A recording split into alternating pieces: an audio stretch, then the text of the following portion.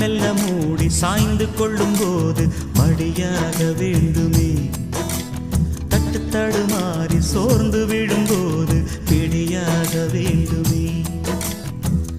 உன் உள்ளம் நான் கண்டு என் உள்ளம் நீ கண்டு உனக்காக நான் உண்டு என்று வாழும் காதல் தானே காதல். மலர் விட்டு மலரை தாவுவதா நல்ல காதல்.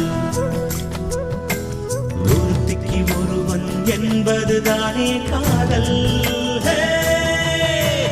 காதலை நான்